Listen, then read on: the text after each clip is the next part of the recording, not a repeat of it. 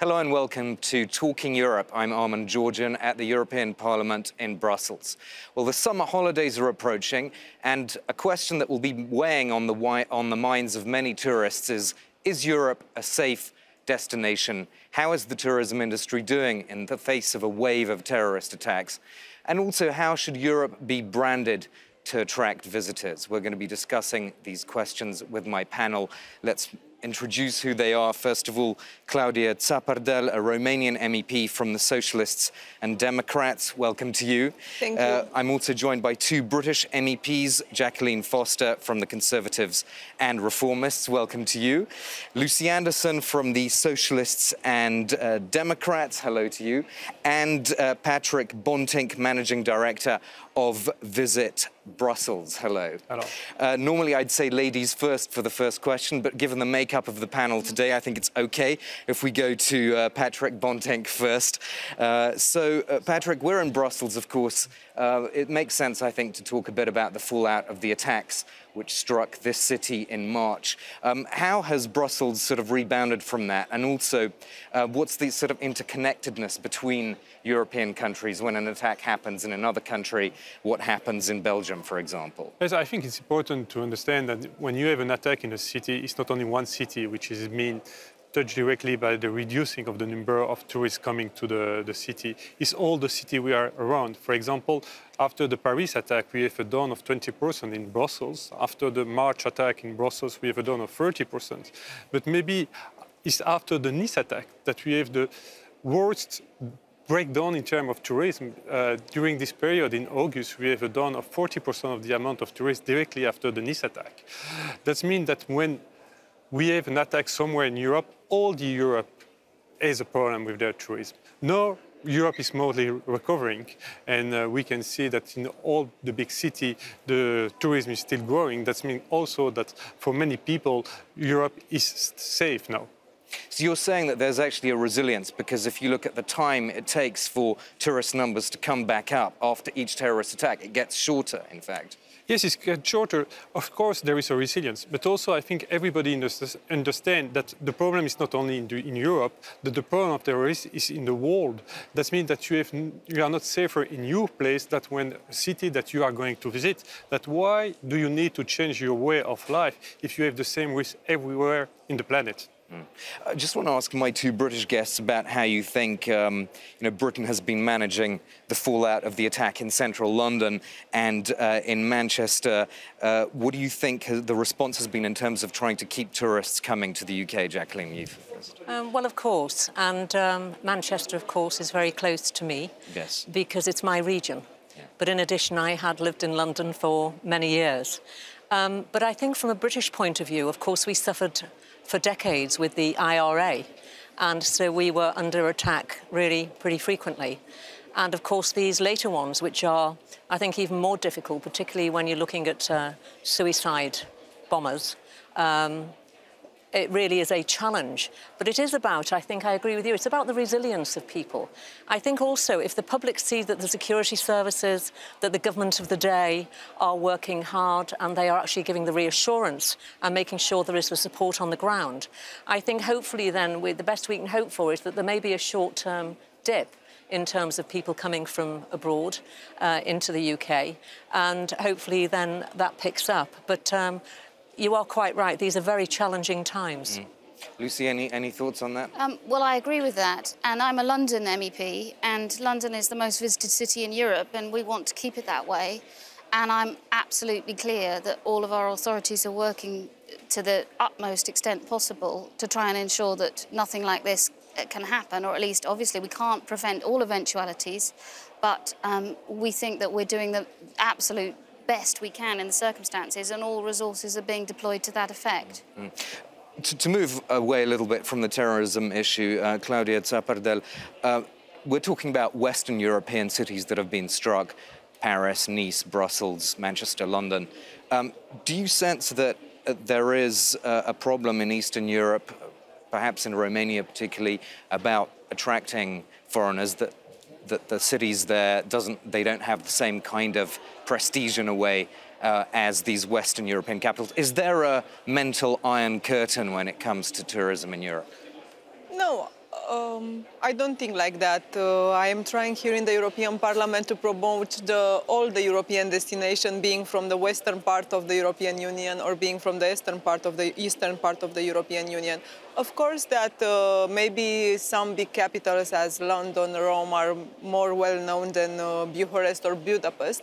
But I think that in the last years we see more and more tourists coming also to the eastern destination, because one of the objectives that I have here in the Parliament is not only to promote the big capitals, the very well-known destination of Europe, but also to promote destinations that have a very, very big potential, are very attractive, very beautiful in terms of nature or in terms of cultural heritage, and that are not so well known. Because if we want to maintain our number one top, we are the number one destination of the world. If we want to maintain this number one destination of the world, we have to come on the market with also some other new destinations.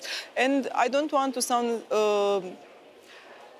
cynical in a way, but these problems of security, yes, are one of the major questions that the people and the tourists are answering when they are deciding to a destination.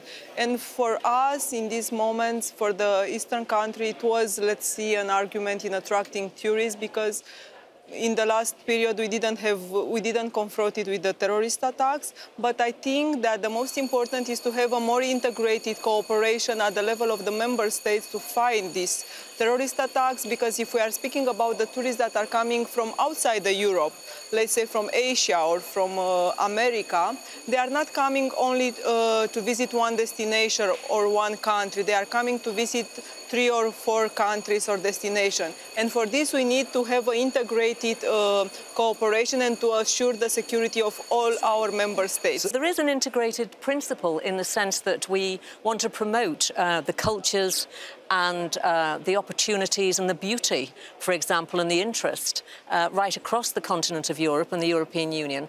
But in terms of practical terms, I think we still revert down to a member state, a country. In the UK, for example, we sell London, and then we sell the other areas like me, the Lake District and the great cities in the north. And I think that's what Claudia will do in Romania. And of course, you're there to sell Brussels. And Brussels, again, great capital. It's very cosmopolitan, fabulous to visit. And personally, I've enjoyed everywhere I've ever been in my entire life. Okay. But if we were to put your 4 heads together to try to find an identity for Europe, let's say for a tourist coming from China, you know, these emerging middle classes from China that travel more, or someone from Latin America, what could that possibly be? I mean, if we try to overcome for a second this, you know, Brussels or Liverpool, what could that be? Maybe...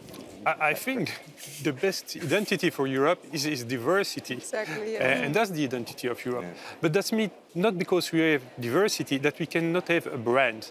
I think what is missing in Europe, for the moment, when we go abroad for promoting Brussels, we see all the different countries of Europe next to each other for promoting their country. When you see US, you have not 50 different states. You have one country, US, selling their destination in China, India. I think it's time for Europe also to think about their promotion abroad and saying, when we go to China, when we go to India, why not going together to have one brand Europe? Because the Chinese people which is coming to Europe are not going to visit one country, they are going to visit several countries. Then you have a lot of offer in Europe. And if we want to benefit from the increase of number of tourists coming from China, it's more than 20% increase in the world for the moment, we need to have a strong brand, and this brand needs to be Europe, I think.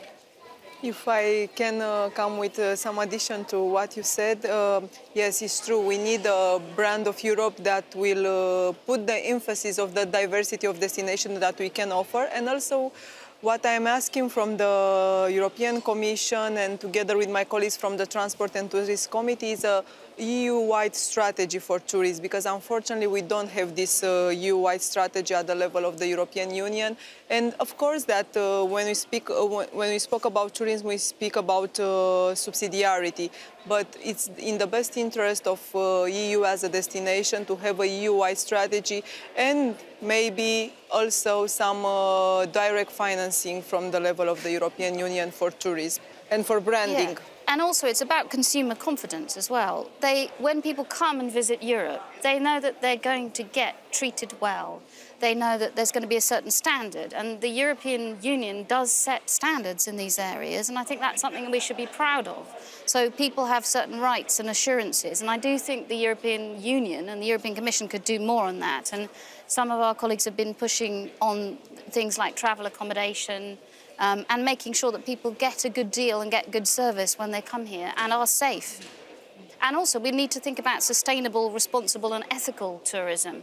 And that's something that the Parliament has very much promoted over the years. I think we shouldn't forget we've got 2,000 years of history. Yeah. And you can move from one European country to another, and the historical buildings and the capitals, and I mean, they're just nowhere else in the world, really. That's without the beaches and the mountains and all of those things. So yes, there can be a brand in a way. Well, speaking of which, there is, I mean, 2018 has been declared the European Year of Cultural Heritage. Glad I got that title right. What would you like to see achieved by that? I mean, because obviously culture and history is something that's already associated in the minds of Americans or Filipinos who are coming to Europe. So what more would you like to come from that initiative, any of you? Well, I think the City of Culture, the fact that the cities of culture have done very well when they've had that City of Culture status for a year. They've come on in leaps and bounds, I think, across Europe. So I think it could be an extension of that in terms of what Europe then collectively actually has to offer. But I think I pick up on what Lucy said in terms of standards. It is difficult because there aren't regulations that determine, for example, that a 4-star hotel in one country is the same quality as a 4-star hotel in another. So if somebody's coming from the States or China, their expectations can differ from one country to another. Coming to the European Year for Cultural Heritage, I want to say that this was a wonderful initiative of the European Parliament. The initiative came from the European Parliament, and we received a lot of support from the part of the members of the European Parliament, and also from the part of the many private and private associations, private stakeholders, also from the part of national authorities of the member states. So the European Commission decided to nominate 2018 as the year for cultural heritage, and also we have the assurance from the Commissioner Navracsics that it will be a year of cultural heritage that will be very well connected with and linked with tourism, because without tourism you can't put in value the cultural heritage that Europe is offering. And I think it will be a wonderful opportunity by organizing events in the member states and also by organizing events here in the capital, how we used to say the capital of Europe, events in which we can promote our national cultural heritage from every member state, and to show this diversity of cultural heritage that we have in a very united way. It sounds like, I mean, you're all sort of moving towards a similar point, which is that the European Union has traditionally not really been that interested in tourism. I mean, for example, the three of you are on this transport and tourism committee, but it's dealt more with transport than with tourism, I think it's fair to say. So do you think there's a real change, and does the European Union genuinely have the sort of chops to change this whole situation? Well, transport is legislative. I mean, the difference is between transport and tourism. That has been a legislative committee for probably more than 25 years. Tourism itself, because of its very nature, tends not to be. So it tends to be, we'll have a strategy or we'll do whatever. And then we're really reliant on the member states to actually enforce then, or try and enforce or put in place those strategies and the direction that we want to take. But I think tourism has also been a bit of a Cinderella in the sense that what is not recognised enough are the millions of jobs that are created through the supply chain of the tourism sector. And there's a lot of very highly skilled jobs, apart from jobs that may not be quite so skilled. And I think that member states that don't recognise this really are losing the plot, because this is something that you can go out with and say, we want to encourage a lot of youngsters who are at college, who want to be chefs, who want to be whatever, to come into this industry, because it is thriving, it is growing. Hopefully it's not going to stop in terms of growth, and there are great opportunities for the employment sector as well. We're almost out of time, Patrick. Just final comments from you. Do you think member states are aware enough of the importance of tourism to jobs, in fact? I don't think so. When we see the importance which is given to tourism in many countries, it's not enough. In the world, it's 12% increase every year. In Europe, it's not the case. That means every year we are losing against our competitors. Then we need to continue to invest in the promotion, not only in giving money or subsidies to the different countries. We need a real strategy for Europe, because if we want to stay #1, we need to promote it. It's not only saying to the state they need to do it. No, Europe is an opportunity for tourism. When you go to China, when you go to India, of course they know Europe. But what I want to see tomorrow is this year of cultural heritage. I want to see even not only in Europe, I want to see even in China, in India, to say to the people, come to Europe, come to see this heritage, come to see our city, our destinations. But I have a good news that I have a pilot project that was co-signed by many of the members of the European Parliament for promoting Europe, for promoting treasures of Europe. This pilot project is included in the European budget for the next year, and it will be an opportunity to have an integrated promotion of the European destinations. Okay, we'll have to see if that integrated approach makes progress. Thank you so much to all my guests, Patrick Bonting, Claudia Zapardel, Jacqueline Foster and Lucy Anderson. Don't go away, because the second part of Talking Europe is coming up in just a few moments.